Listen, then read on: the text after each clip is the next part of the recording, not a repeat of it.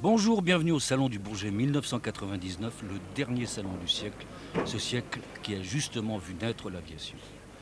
Le salon lui-même est né en 1909 au Grand Palais, il fête donc ses 90 ans. C'est le plus grand salon aéronautique du monde et celui-ci sera le plus important qui n'ait jamais existé depuis sa naissance. C'est une véritable ville qui s'installe au Bourget durant une semaine. 80 000 professionnels se rencontrent, ce qui nécessite bien sûr beaucoup d'installations.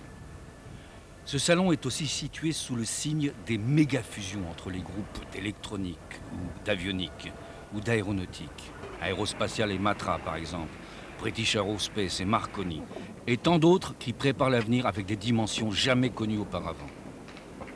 Au Bourget, on s'expose, on se montre. Cette année, devant les fusées Ariane, vous allez pouvoir admirer un satellite proposé par l'ESA. Mais cette année aussi, pour la première fois, des avions anciens voleront au Bourget, comme ce Hurricane. Ou encore ce Corsair, avion de collection de la Deuxième Guerre mondiale. Ou encore même les petits avions de voltige, bien sûr, comme ce Mudry Cap 232. Et même apparaîtra ce Mirage 4, ancien bombardier de la force de frappe française, désormais reconverti en avion de reconnaissance. Et au Bourget aussi, les drones tiendront la vedette, comme celui-ci, d'Aérospatiale et Matra. Les drones ont montré leur extrême utilité durant la guerre du Golfe, plus récemment au Kosovo. C'est l'avenir pour la surveillance rapprochée, c'est aussi la préfiguration des avions de demain de combat sans pilote. Mais l'avion le plus extraordinaire de ce salon, c'est le Proteus. D'abord par sa forme, regardez, c'est la première fois qu'il vient à Bourget. Il a effectué son premier vol le 26 juillet 1998. Sa forme étrange vient de ce que c'est un avion qui doit voler très haut, à 20 000 mètres d'altitude. Il sert de réémetteur pour envoyer des émissions de télévision ou de radio et vole ainsi durant 10 heures au-dessus d'une ville.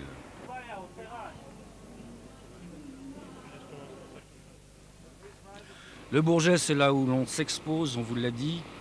C'est là où se font les plus belles démonstrations des appareils en vol, tous les 2 ans. Nous avons choisi de vous montrer quelques-uns des appareils les plus significatifs de cette fin de décennie. Pour commencer, les chasseurs. 8000 appareils doivent être remplacés dans les 20 ans à venir. Premier candidat pour l'avenir, le Rafale. Ici, le B-01 au décollage, le prototype qui a servi de banc d'essai pour le Rafale biplace F2 commandé par l'armée de l'air. C'est un avion comme tous les nouveaux avions européens, bien plus performant que les avions américains, avec des ailes canards à l'avant, des systèmes de radar très sophistiqués. Il remplace en fait 6 avions de combat. C'est le seul en Europe qui soit totalement multirôle. Il peut être réarmé et réapprovisionné en 25 minutes. Sous sa voilure, 2 gros missiles Apache pour l'attaque au sol à 140 km du largage, des bidons largables et au bout des ailes des missiles RR Mika. Le CO-1 au décollage. Celui-ci, c'est le prototype de la version monoplace destinée aussi à l'armée de l'air. Il a effectué son premier vol le 18 mai 1991. Après beaucoup d'années d'hésitation et d'études, le Rafale est définitivement lancé. 13 ont déjà été commandés et une nouvelle commande de 48 appareils est en route. Si tout va bien, en 2015, 294 appareils seront en service en France.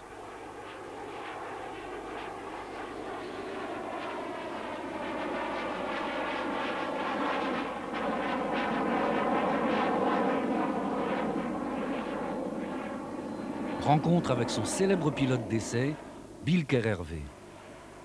Le Bourget, c'est d'abord une espèce de grande fête aéronautique. Alors pour nous pilotes, c'est l'occasion de faire pendant quelques jours quelque chose d'assez passionnant et d'assez dynamique, que sont les présentations en vol, et puis qui nous change un petit peu de notre travail quotidien. Mais je crois que c'est surtout l'occasion pour tous les constructeurs aéronautiques de présenter leur matériel, de rencontrer des clients, qu'ils soient des clients militaires pour nous ou civils, puisqu'on fait aussi des Falcons. Donc c'est surtout ça le Bourget.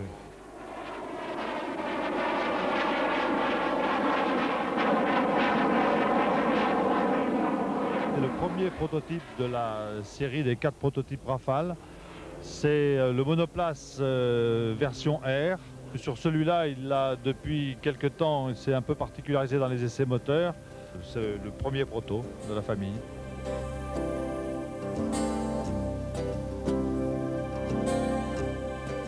Enfin, il y a un certain nombre de pays dans lesquels on est en train de chercher, pense qu'on a des chances raisonnables parce que cet avion est quand même une petite merveille technologique et il intéresse un certain nombre de gens.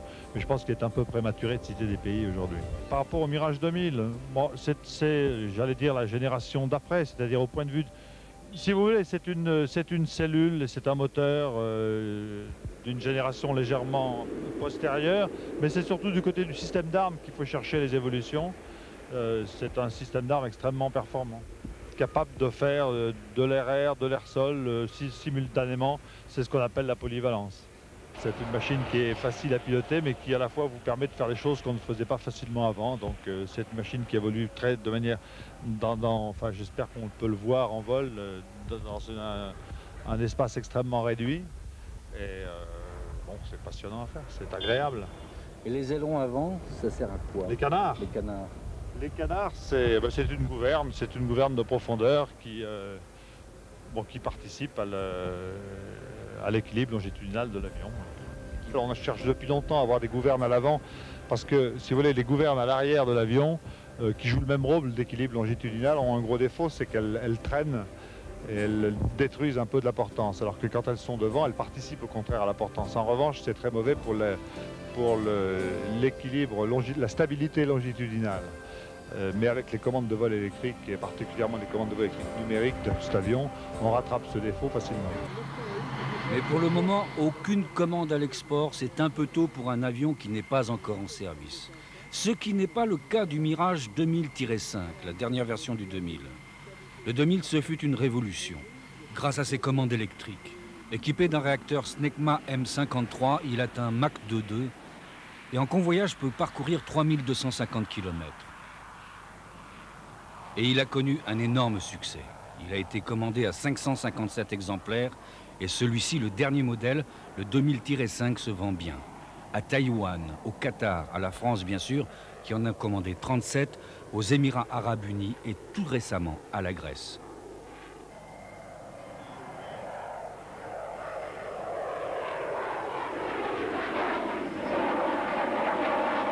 C'est un avion de transition de la fin du siècle, mais très performant.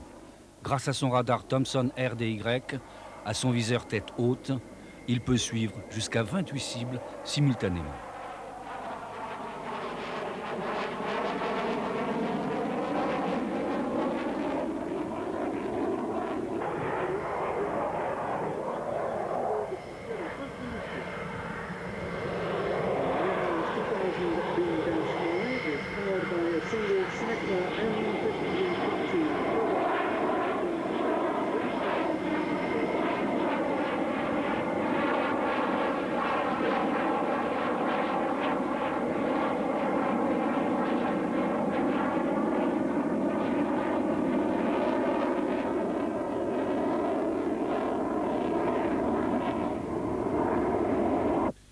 Et voici le F-16 américain. Son premier vol a eu lieu le 21 juin 1974 et près de 4000 appareils ont été vendus à travers le monde. Et ça continue. Israël vient d'en commander 60.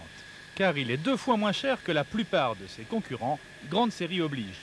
C'est un avion parfaitement adapté aux pays européens. Au Kosovo, 2 F-16 ont abattu en l'air à 30 km de distance 2 MiG-29 en vol. Il s'est révélé extrêmement performant.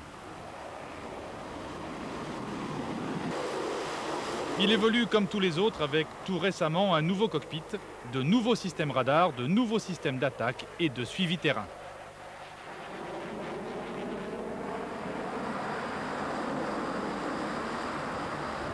C'est aussi un instrument des Américains dans la guerre économique pour garder leur emprise partout et lutter contre l'arrivée sur le marché des nouveaux chasseurs européens, Gripen, Rafale et autres Typhoon.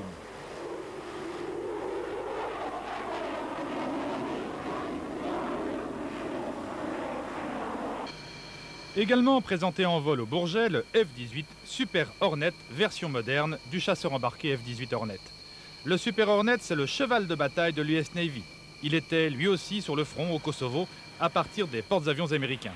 C'est surtout un avion d'interception RR. Son rayon d'action est de 1800 km et sa vitesse maxi de Mach 1.8. Il ne s'est à ce jour vendu qu'aux États-Unis et en Australie. Le Super Hornet a été conçu par McDonnell Douglas qui a été racheté il y a 2 ans par Boeing. Pourquoi d'ailleurs? Eh bien, le président de Boeing lui-même nous donne des explications sur cette fusion en oubliant de dire qu'il luttait dans cette bataille de titans contre un autre groupe américain, Lockheed justement.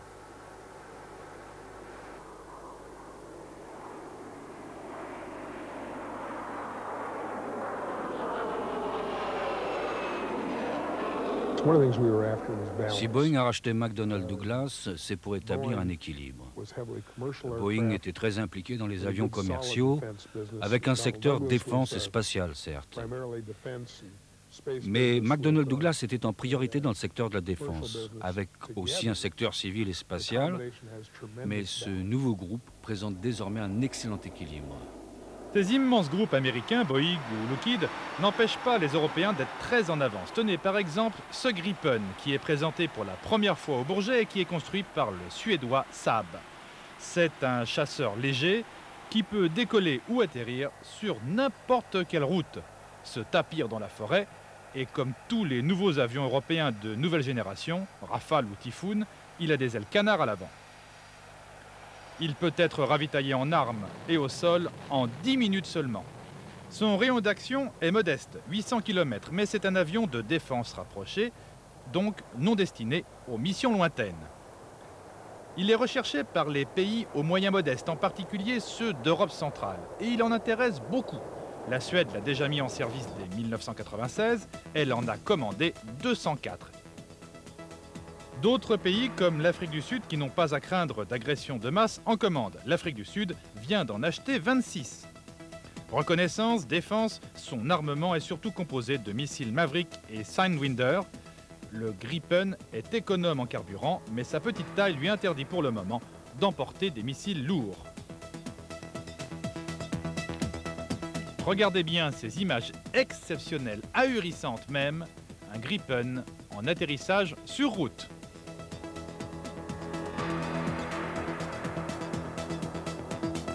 Ces avions de nouvelle génération se pilotent d'une toute autre façon désormais. Écoutez le pilote du chasseur bombardier Typhoon nous l'expliquer. Il est basé sur 3 écrans de télévision sur lesquels il y a toutes les informations dont le pilote a besoin. Il y a aussi des informations sur le viseur tête haute, si bien que le pilote vole sur cet avion en regardant à travers le viseur et en regardant ses écrans pour avoir toutes ces informations tactiques. Où sont les cibles, quelle est sa route, jusqu'où va-t-il, combien de carburant il lui reste, combien de temps il lui reste pour voler, etc. etc. Je contrôle l'avion avec le manche et la manette de gaz, c'est tout. Vous ne pouvez pas voir, mais tous mes contrôles sont situés sur la manette et sur le manche. Donc je n'ai pas à me servir de mes mains pour faire autre chose, sauf de temps en temps, quand j'appuie sur les touches autour des écrans pour choisir des fonctions ou des graphiques, mais la plupart du temps, je n'utilise que le manche et la manette. L'autre énorme avantage que j'ai sur cet avion, que je n'ai jamais connu sur un autre appareil, c'est que je contrôle aussi l'avion par ma voix. Vous pouvez donner un exemple? Bien sûr. Dans un avion classique, si je veux changer la fréquence radio, tenez, j'arrive au Bourget, le contrôleur précédent me dit « Appelez le Bourget maintenant sur la fréquence 12 4 5 5 sur un autre avion, j'appuierai sur les touches 1, 2, 4, 5, 5. » Mais sur cet avion, j'ordonne dans mon micro « Radio 1, 1, 2, 4, 5, 5 ». Allez-y, et le système reconnaîtra ma voix. Il changera la fréquence pour moi, et nous utilisons notre voix pour donner beaucoup d'ordres dans ce cockpit. L'Eurofighter, il s'appelle désormais le Typhoon. On s'est un peu moqué de lui il y a 4 ans, ses essais duraient. Sa mise au point a été longue. Pourquoi? D'abord parce qu'il est construit par 4 pays, l'Angleterre, l'Allemagne, l'Italie et l'Espagne, ce qui complique parfois les choses. Mais surtout parce que c'est un avion volontairement instable. Explication, il est lourd à l'arrière, ce qui lui permet d'avoir une meilleure pénétration dans l'air, à la condition que son cerveau électronique, ses commandes électriques, soit très sophistiqué et corrige à tout instant ses tendances à se déséquilibrer. Désormais, il est quasiment prêt. Il va entrer en service en 2002, en Italie et en Angleterre, puis en Allemagne et en Espagne, et plus tard en Grèce. Au moins 600 exemplaires seront en service vers les années 2015. Pour mémoire, le Harrier, présent au Bourget lui aussi, est toujours très impressionnant.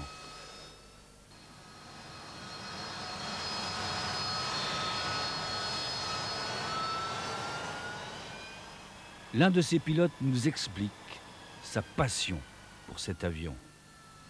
Je pense que l'ambition de tous est de voler sur arrière. C'est l'avion le plus moderne que nous ayons. Il est très sophistiqué, il est très exigeant. C'est un avion compliqué, mais quand on est bien entraîné, ça va. C'est un avion difficile, parce qu'il a très peu d'enveloppe lorsqu'on fait du surplace. Alors on doit s'entraîner pendant 2 ans pour le maîtriser complètement. C'est une manière de piloter totalement différente. On fait du surplace et c'est extraordinaire. On est assis sur une énorme puissance, ça vibre de partout, c'est génial. Le Harrier a effectué son premier vol en 1978. Les Anglais l'ont utilisé encore au Kosovo tout récemment. C'est surtout un avion d'attaque au sol qui, grâce à cette extraordinaire capacité de pouvoir atterrir et décoller verticalement, peut se cacher n'importe où.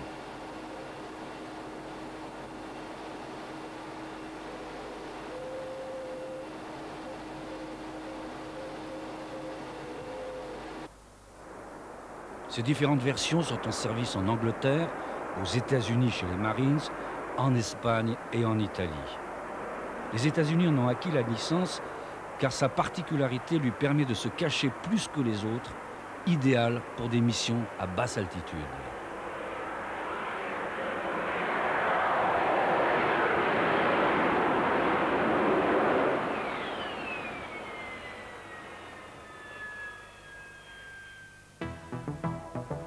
Et pour le futur, peut-être les concepts européens ont-ils influencé l'état-major américain, qui vient de lancer l'étude de nouveaux chasseurs bombardiers, les JSF, Joint Strike Fighter, c'est-à-dire avions multirôles, comme les Européens. Boeing et Lockheed sont sur les rangs. L'idée est de faire des avions peu coûteux, capables de décoller et d'atterrir verticalement. Le premier des prototypes devrait voler en 2008 environ. Regardez ces images de synthèse du loup JSF tapi dans la forêt. Un arrière-goût de Harrier, non?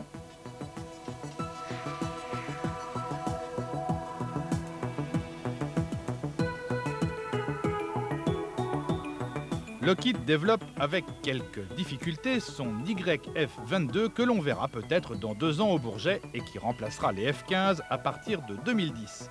Les Américains veulent à nouveau reprendre le flambeau aux Européens qui ont été les seuls à créer de nouveaux chasseurs dans cette fin de siècle.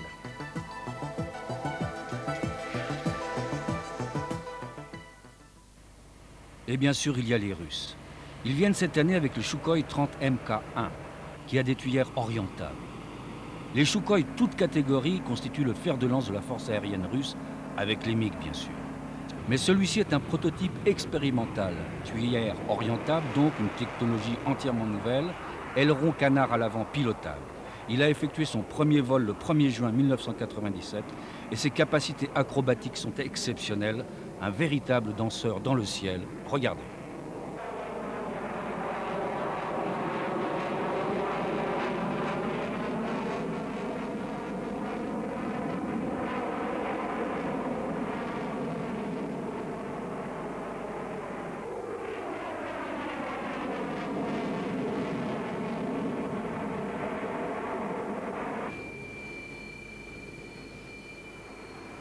Les Russes toujours présentaient leurs 2 nouveaux appareils d'entraînement pour leurs futurs pilotes.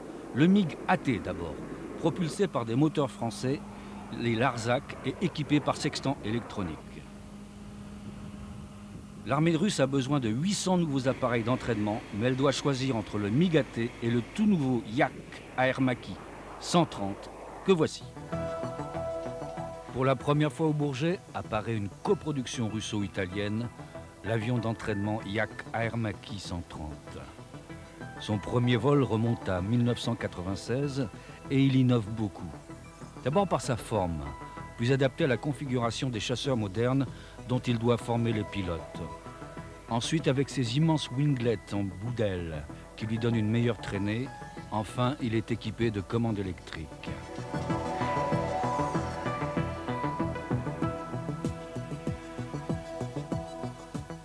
Il a aussi dans le dos cet énorme aérofrein qui lui permet d'effectuer des évolutions spectaculaires et d'avoir une maniabilité accrue. Et comme les Russes veulent que ces nouveaux appareils d'entraînement puissent évoluer à partir de terrains en terre battue, Yak et Air Macchi l'ont équipé d'un étonnant système d'entrée d'air qui bouche l'entrée principale pour éviter d'ingurgiter des corps étrangers.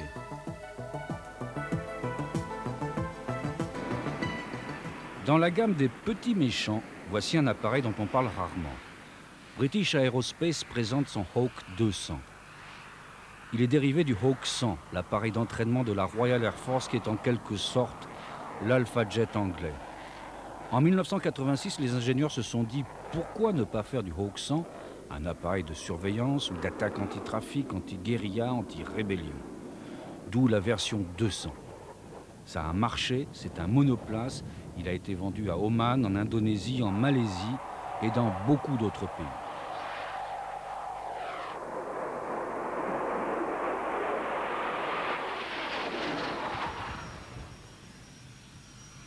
Le Hawk de la série 100, l'avion d'entraînement à l'origine, le voici.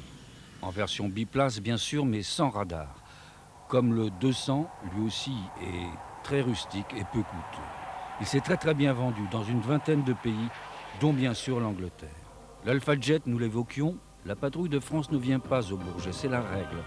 Pour des raisons de sécurité, les patrouilles sont depuis longtemps interdites et l'Alpha n'est plus en production. Mais nous n'avons pas résisté à vous proposer ces superbes images de la patrouille de France filmées par le Sirpaer. Ça va ?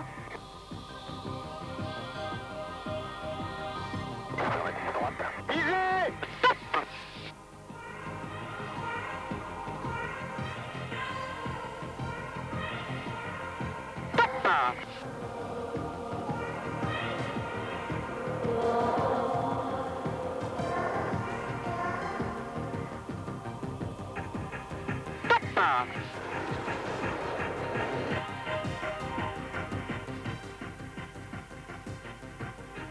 On ne bouge plus.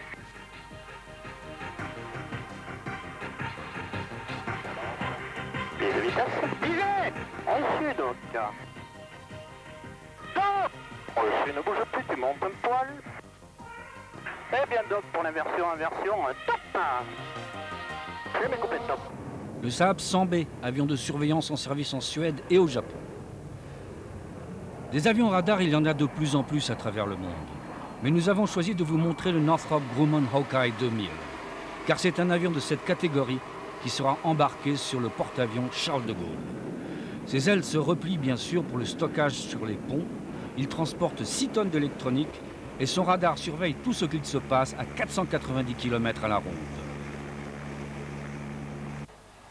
Encore au vol cette année au Bourget, le très britannique Nimrod de British Aerospace. C'est un très lointain dérivé du Comet, mais c'est surtout un avion d'avenir. Son rôle essentiel, la surveillance, mais aussi l'attaque maritime avec des missiles antinavires à longue portée, Harpoon. Le Nimrod 2000 a été commandé par la Royal Air Force à 21 exemplaires. Il entrera en service en 2001 et il peut rester en vol 15 heures non-stop, ce qui est ahurissant.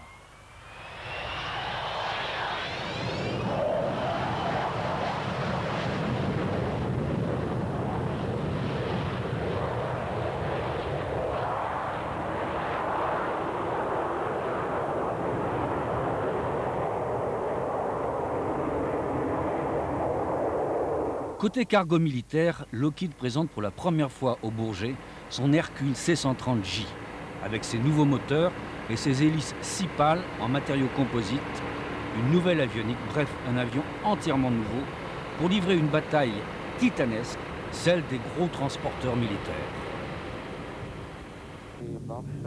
Presque toutes les armées du monde, dont la France, cherchent un remplaçant à leur camion de l'air, le Lockheed Hercules. Ici, vous êtes à bord de l'un des Hercules de la force aérienne de projection basée à Orléans.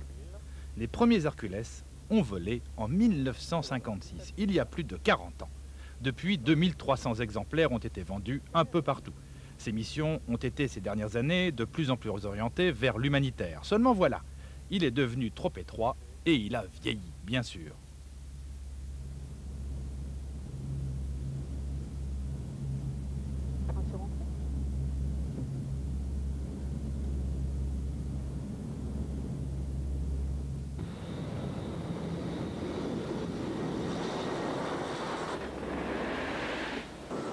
L'Hercules a été vendu partout, sauf en Russie, où le cheval de trait s'appelle Ilyushin 76, que les Russes présentent au Bourget, essayent de vendre sans vraiment trop y croire.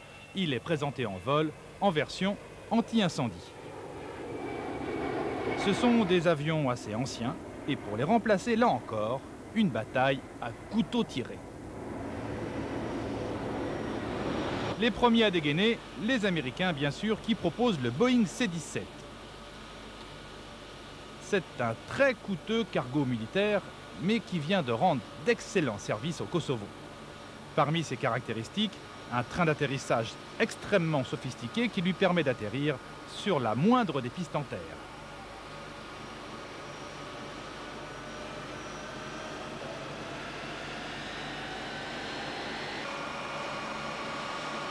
Il peut atterrir partout pour faire des livraisons, même après des vols de 10 000 km.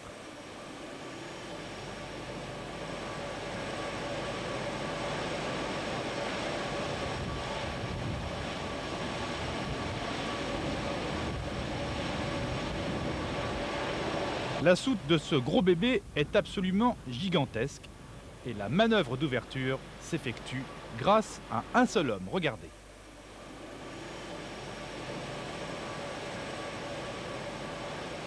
Les inverseurs de poussée de ces réacteurs sont orientés vers le haut pour ne pas propulser vers l'entrée des réacteurs du sable ou des cailloux. L'un de ces pilotes nous décrit ses caractéristiques.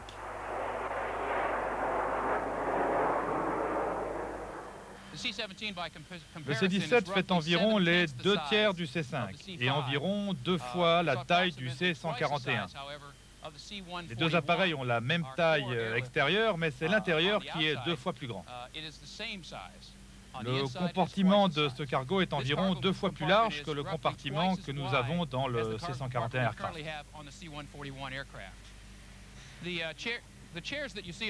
Les sièges que vous voyez là contre les parois s'abaissent et sont complétés par 7 autres rangs de sièges qui peuvent s'étendre sur toute la largeur du cargo pour accueillir une centaine de passagers ou de parachutistes.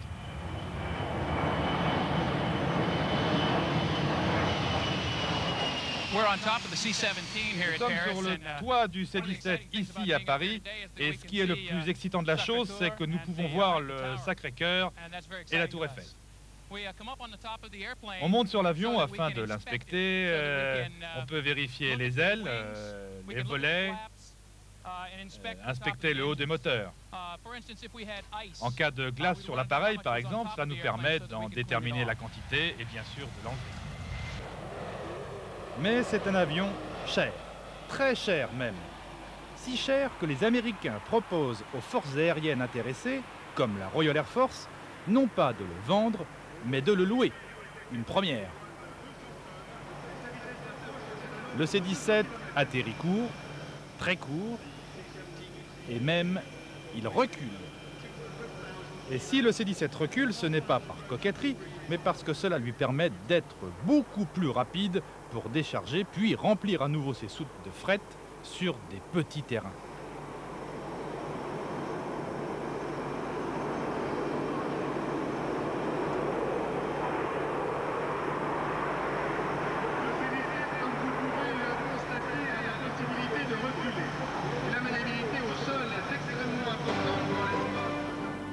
Dans cette bataille pour les nouveaux cargos militaires, surprise, Airbus vient de proposer d'adapter son Beluga en transport militaire. Certes, il a une soute très large, mais ce n'est pas évident. En fait, Airbus ne propose le Beluga qu'en solution d'attente, car le vrai projet européen, c'est lui, l'ATF, l'avion cargo militaire proposé depuis longtemps, qui n'existe pour l'instant que sur le papier et en animation virtuelle. Par rapport au Hercules, il est beaucoup plus large, il serait beaucoup moins cher que le C-17 et il serait européen.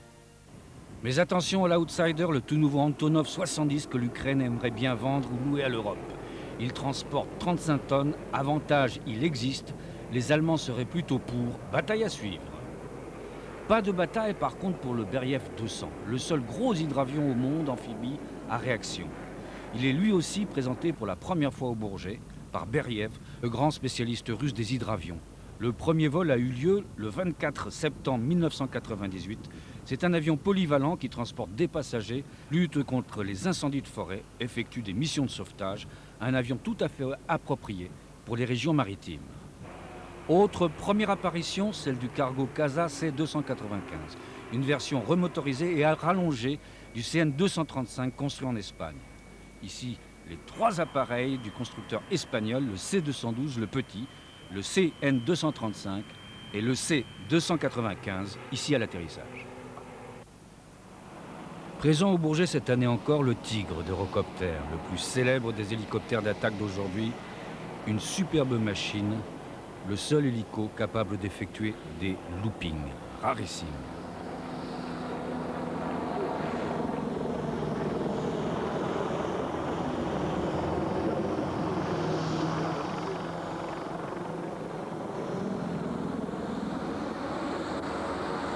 Un des responsables d'Eurocopter, Jean-Pierre Dubreuil, donne des indications sur cette machine. La structure de cet appareil fera appel à des matériaux non métalliques, matériaux composites pour la plupart, pour une proportion d'environ 75%. L'avantage, c'est que c'est plus léger, c'est plus solide, c'est plus tolérant aux impacts militaires, que ce soit des coups. Eh bien, finalement, si un hélicoptère de ce type reçoit un impact d'un obus, comme on peut en trouver sur les champs de bataille, eh bien, les conséquences sont bien plus limitées que sur une structure métallique. Il y a trois versions du Tigre, la version anti-char, la version RR et la version appui au sol. C'est un extraordinaire appareil très adapté grâce à son canon ventral au combat entre hélicoptères. Et il a une très grande capacité pour les tirs nocturnes. À la différence de l'Apache, il n'est pas obligé de viser sa cible jusqu'à l'impact, c'est-à-dire de suivre son missile jusqu'au bout, ce qui est évidemment dangereux. Le Tigre, lui, est équipé du système Fire and Forget, c'est-à-dire tire et oublie. Dès que la cible a été repérée et illuminée, il tire et s'en va, sans attendre l'impact.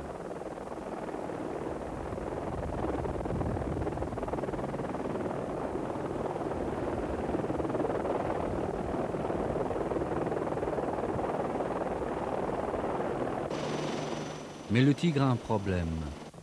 Les 160 machines que devaient acquérir la France et l'Allemagne n'ont toujours pas été commandées.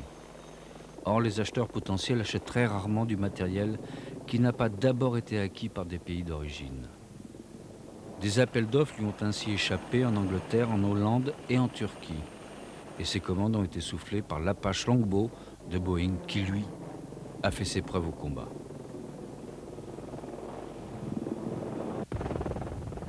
Et au Bourget, cette année, est présenté pour la première fois un concurrent redoutable du Tigre, non pas l'Apache, mais le Comanche de Boeing. 2 prototypes seulement existent, et ils sont en essai. Mais c'est une toute nouvelle génération d'hélicoptères d'attaque. D'abord, le Comanche est très furtif. Son train est rentrant, comme son canon de nez. Ses munitions sont en soute, 6 missiles anti-chars en général. D'où cette étonnante pureté de ligne. Sa signature radar est beaucoup moindre que celle de ses concurrents. Il a un rotor à 5 pales, ce qui diminue son bruit. Il est petit, il est piloté par des commandes électriques et l'US Army pense en acheter 1300 exemplaires, à la condition bien sûr qu'il réussisse ses essais.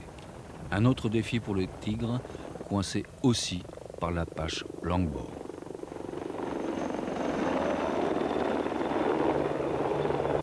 L'Apache, le voici.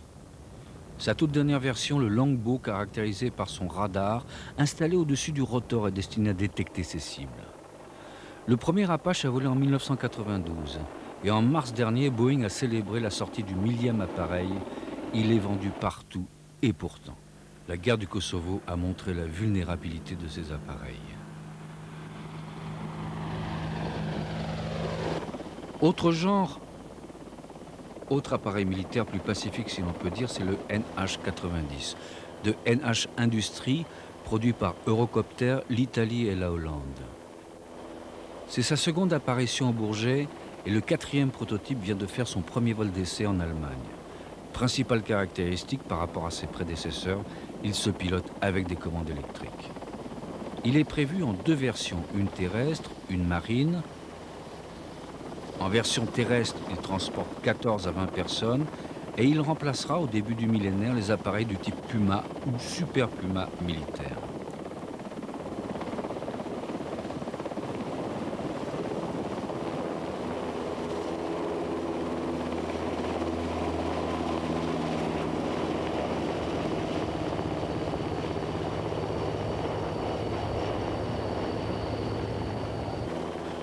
Dans sa version marine, il effectuera bien sûr des missions de transport, de sauvetage en mer, mais pourra être aussi équipé pour la surveillance anti-sous-marine et même pour attaquer des sous-marins hostiles.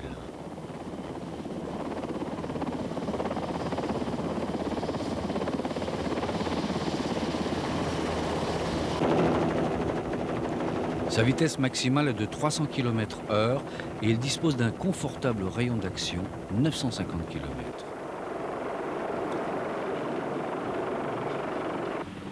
Ses premières livraisons auront lieu en 2003 à la marine hollandaise et près de 500 machines pourraient être construites. Et comme d'habitude, le russe 1017 de Kazan hélicoptère est présenté au Bourget. Son premier vol remonte à 1977. C'est un appareil extraordinaire qui peut être à la fois civil ou militaire, transport de VIP ou hélicoptère d'attaque. Il peut transporter jusqu'à 36 personnes en haute densité.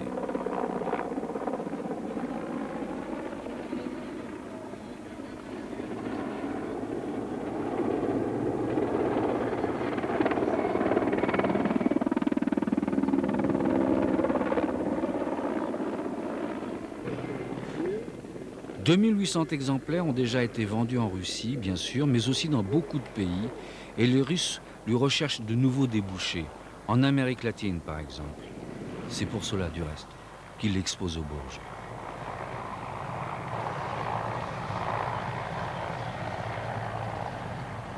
Passons aux hélicoptères civils avec toujours en vedette Eurocopter.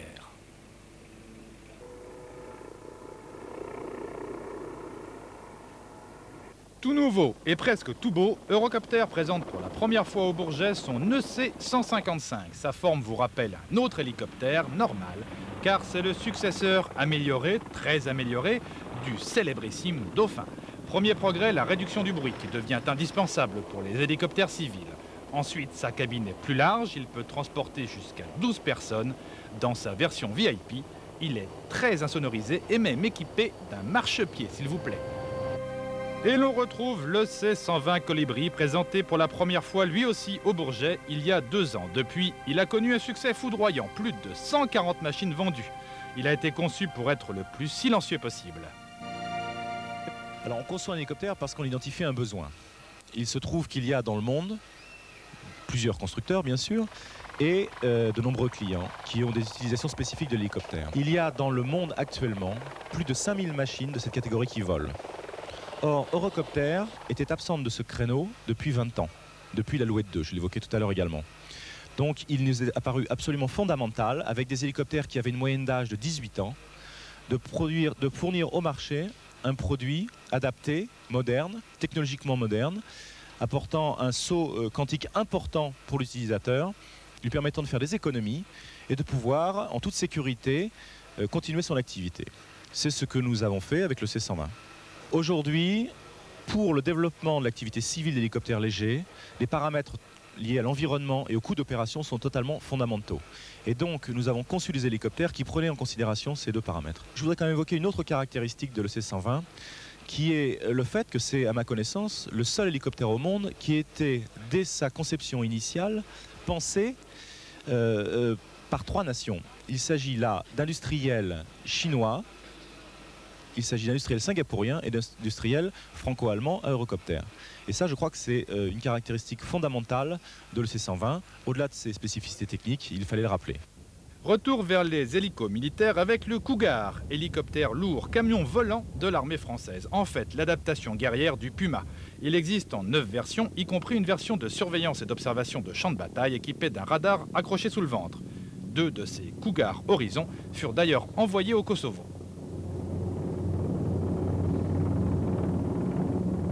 C'est un grand succès commercial, 562 exemplaires vendus.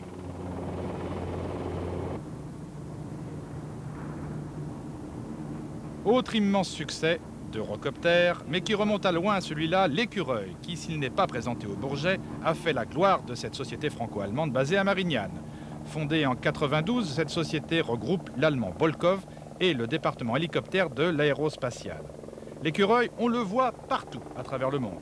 Il est capable de transporter 5 personnes et sert à tout. Nouvelle machine plus récente que l'Écureuil, le BK-117. Son premier vol a eu lieu en 1979 et l'année dernière, 270 machines étaient déjà en service. Le BK-117 est un excellent appareil de sauvetage et sanitaire. La sécurité civile française vient d'en acheter quelques exemplaires.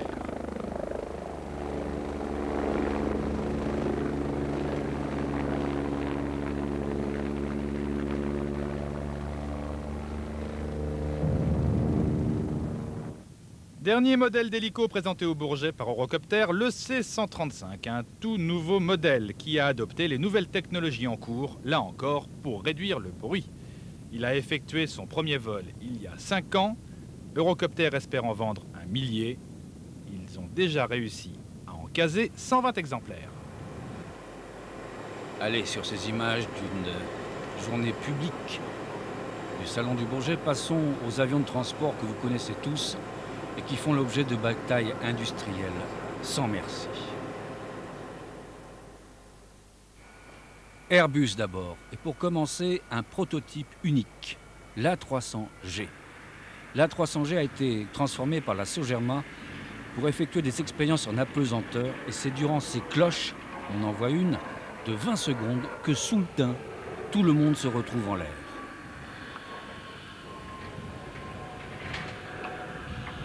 Important pour des expériences scientifiques. Dans le hall 2, sur le stand Airbus, une maquette, celle d'un tout nouvel avion qui n'existe pas encore, l'A318, de 100 places, mais qui a été conçu et déjà vendu pour lutter contre Boeing, qui présente cette année, pour la première fois, son tout nouveau Boeing 717, dérivé des MD-95.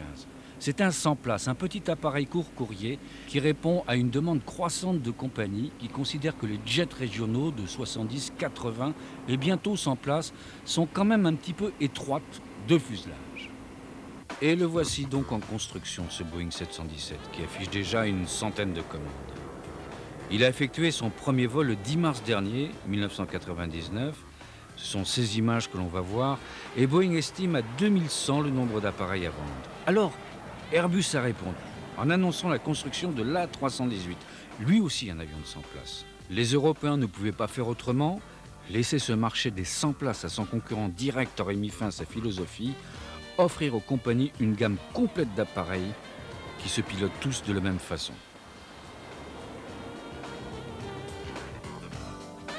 Mais pour l'avenir, c'est dans un domaine inverse qu'Airbus a pris l'initiative, celui du très gros porteur. Airbus annonce le lancement de l'A300XX et comme à son habitude, Boeing répond. Son directeur des ventes est très critique vis-à-vis du choix d'Airbus.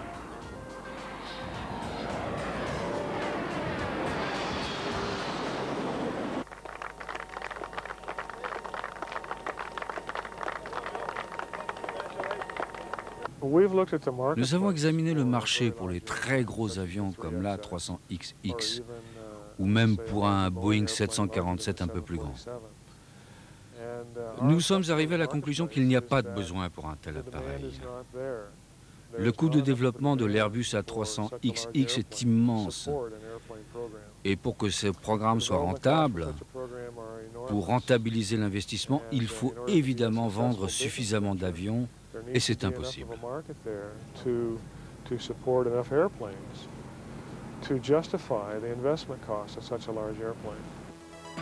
Un investissement estimé par certains à 10 milliards de dollars, chaque appareil étant vendu 200 millions de dollars. Réponse d'Alan Brown, vice-président d'Airbus Industries. Chaque fois nous identifions quelque chose, c'est Boeing qui dit non, non. Et maintenant nous sommes dans la guerre pour l'avion à très grande capacité, ce que nous appelons A300XX. Et à la surprise de quelqu'un, mais pas à notre surprise du tout, parce que c'est toujours la réaction de Boeing. Boeing dit maintenant, non, non, non, non, il n'y a pas de marché pour ça, les estimations d'Airbus sont exagérées et tout. Ça m'encourage.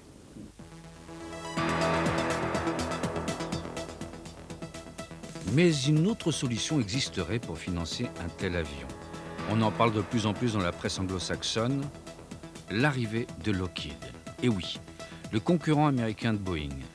Et l'on parle de contacts fréquents entre les deux sociétés, aérospatiales, constructeurs d'Airbus, et Lockheed.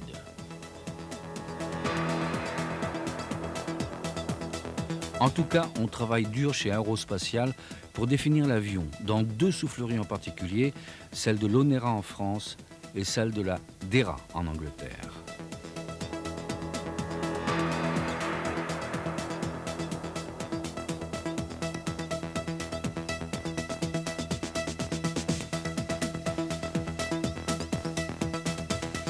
Et ici, des essais tout récents d'un étonnant chariot surnommé la Tortue. Il pèse 650 tonnes. Il est là pour tester le poids de la 300XX sur les pistes. L'avion pèsera au décollage 583 tonnes, un record absolu. Et si tout va bien, le premier vol pourrait avoir lieu dès 2005. Et l'avion présenté tous les jours au Bourget par Airbus, en 1999, c'est l'A330-200. Version long courrier du biréacteur, ici Toulouse, dans le hall de l'usine Clément Ader. Ici l'intérieur d'un autre appareil en voie d'équipement. L'un de ses chefs pilotes d'essai parle de l'appareil. C'est un avion à commande de vol électrique, ce qui a une très grande facilité de pilotage par le fait que l'avion lui-même est stabilisé. Il suffit de lui donner des ordres de trajectoire. L'avion va suivre ces ordres de trajectoire et va être stabilisé par lui-même. Il n'y a pas besoin de s'occuper de la turbulence. Il y a un certain nombre de protections également automatiques qui fait qu'on peut travailler relativement près des limites sur cet avion. Les actions sur le manche sont toujours les mêmes. On tire sur le manche pour monter, on le pousse pour descendre, on met du manche à droite pour virer à droite et à gauche pour aller à gauche. Les actions sont strictement identiques à ce que l'on peut faire avec un volant.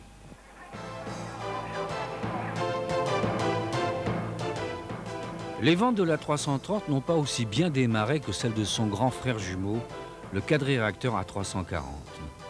Mais petit à petit, les compagnies s'y sont mises, surtout après que la Cathay Pacific de Hong Kong l'ait commandé. Elles ont découvert sa souplesse d'utilisation car il peut faire du moyen courrier sur des lignes à haute densité et du long courrier, transatlantique par exemple. Il est moins cher que la 340, nombre de moteurs oblige, et il a désormais dépassé son aîné avec 245 commandes. Comme chaque fois, depuis quelques années, arrive l'Ilyushin russe 96 TM, gros porteur. Il aimerait bien lui aussi trouver de nouveaux débouchés. Jusqu'ici, environ 70 appareils ont été vendus, surtout en Russie, mais maintenant, il s'équipe pour cela de moteurs américains.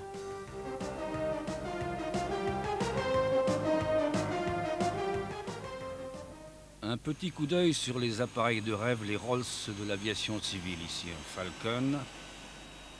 Et ici, sur le stand Cessna, le plus important des constructeurs de jets d'affaires aux États-Unis, des appareils de la série Citation qui se vendent extrêmement bien outre-Atlantique. Et vous apercevrez, non loin de là, la maquette du révolutionnaire Bell Tex 30B A609 Tiltrod, un concept développé depuis 10 ans avec ses pales qui se mettent à l'horizontale en vol. Mais c'est surtout d'aviation régionale dont nous allons parler maintenant. Bombardier présente son nouveau Dash 8 400 de 70 places qui a effectué son premier vol le 31 janvier 1998. C'est un biturbo propulseur et pourtant... Le Bourget de cette année confirme une autre évolution, le passage définitif de l'aviation régionale au jet, au détriment des turbopropulseurs comme les ATR européens. À l'origine de cette évolution, le Canadien Bombardier avec son Regional Jet qui vole depuis 8 ans. Près de 400 appareils ont déjà été vendus et on le trouve de plus en plus sur les compagnies régionales européennes et françaises. Les passagers, paraît-il, n'aiment plus les hélices.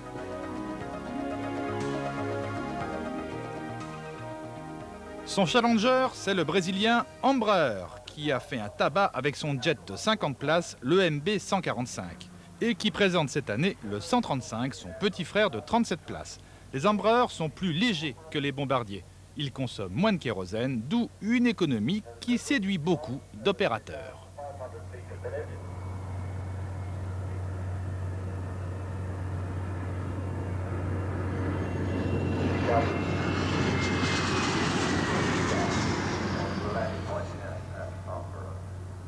Et comme toujours, il faut bien qu'il y ait un Russe dans les parages. Sur ce marché, c'est lui. L'Antonov 74 avec ses réacteurs situés en haut des ailes, pour engendrer des effets de souffle qui améliorent la portance. C'est à la fois un avion de transport militaire et un avion civil. Handicap par rapport aux appareils occidentaux, il se pilote à 3. Mais regardez comme il freine avec ses inverseurs de poussée. Les ingénieurs russes ont toujours beaucoup d'imagination.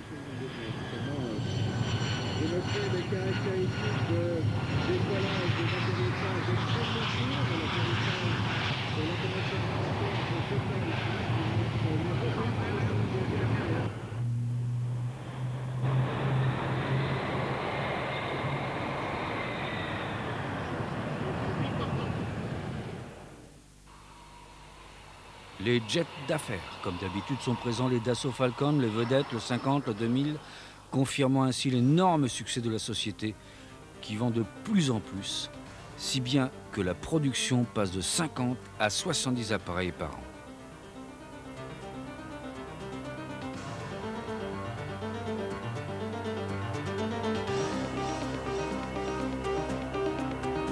Et en cette année 1999, confirmation d'une nouvelle évolution où l'on retrouve et Airbus et Boeing. Boeing a lancé il y a 2 ans son business jet, un 737 luxueusement aménagé et qui peut parcourir 11 000 km avec une trentaine de passagers grâce à des réservoirs supplémentaires. Alors, comment, se dit Airbus? Donc Airbus vient de lancer l'Airbus Corporate Jet, un A319 lui aussi luxueusement aménagé et capable de franchir 12 000 km, disent-ils. On n'arrête pas le progrès. Dernière info du Bourget, la confirmation par la Socata du lancement du nouveau moteur kérosène. Explication de Christophe Vandenbroek. C'est un nouveau moteur et qui a de multiples avantages par rapport à la production actuelle, qui, on peut le dire, est d'une technologie vieille de maintenant à peu près 40 ans. Et ce moteur, lui, utilise les technologies les plus modernes et de plus est révolutionnaire car il marche au jet fuel, qui est en fait du kérosène. Jusqu'à présent, les moteurs avions fonctionnaient avec une essence dite aviation, essence très coûteuse, de plus en plus difficile à trouver, alors que ce moteur, lui, marche au kérosène, donc on peut dire que c'est un moteur diesel. L'environnement est très à l'ordre du jour, mais ce moteur, précisément, résout le problème du bruit, parce c'est un moteur qui marche avec un turbo. Le turbo absorbe une grosse partie des bruits d'échappement. C'est un moteur qui tourne lentement, et qui entraîne une hélice à seulement 2000 tours. Or, le bruit d'un moteur avion est à peu près à la moitié dû au bruit de l'hélice. Donc plus l'hélice tourne doucement, moins le groupe motopropulseur fera de bruit. Donc on attend ici des gains de bruit extrêmement importants sur ce moteur.